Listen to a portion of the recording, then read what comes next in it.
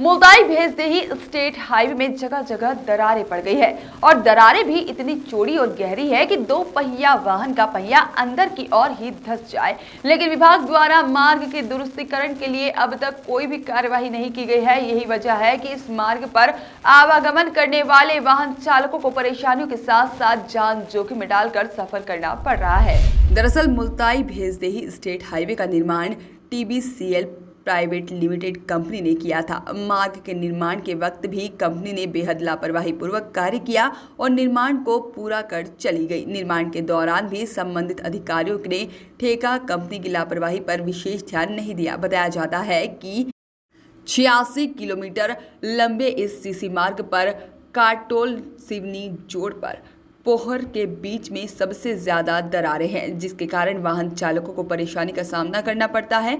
और स्थिति तो यह भी है कि मार्ग पर पड़ी दरारों के कारण कई लोग चोटिल और दुर्घटनाग्रस्त भी हो जाते हैं और गांव जा चुके हैं जहां पर 4 उंगल तक छोड़ दिया जाए तो गेप निर्माण कंपनी ने सीसी रोड बनाते समय ही लापरवाही पूर्वक 2 लेन सड़क के बीचों बीच 4 उंगल का गेप छोड़ दिया गया है और मार्ग के बीच डिवाइडर भी नहीं बने हैं, जिससे अब वाहन सड़कों के बीच छोड़े गए गेप के धंसने के कारण अनियंत्रित हो रहे हैं। वही कारण है कि इस मार्ग पर दिन प्रतिदिन सड़क हादसों के आंकड़े में इजाफा होते जा रहा है।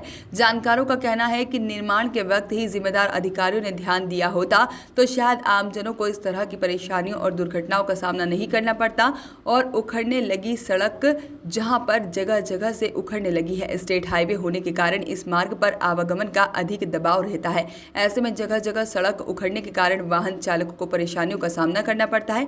खास बात तो यह है कि ठेका कंपनी ने सड़क निर्माण के बाद साइड पटरी का काम भी पूरा नहीं किया, जिससे सड़क ऊंची और जमीन नीची हो गई है। ऐसी स्थिति में कई बार 2 पहिया वाहन जमीन पर उतरते ही अनियंत्रित हो जाते हैं और चालक दुर्घटना का शिकार हो जाता है। निर्माण कंपनी की लापरवाही का सबसे बड़ा उदाहरण काटोल पोहर के मध्य उमेश यादव और श्री वागेंद्र के खेत के पास बनी पुलिया को देखकर लगाया जा सकता है कि यह निर्माण कंपनी ने सड़क से ऊंची पुलिया बना दी है। ऐसे में तेज गति से आने वाले वाहन जैसे ही पुलिया पर चढ़ते हैं, वाहन उछलते हैं और पुलिया का लेवल सड़क के लेवल से ऊंचा कर दिया है।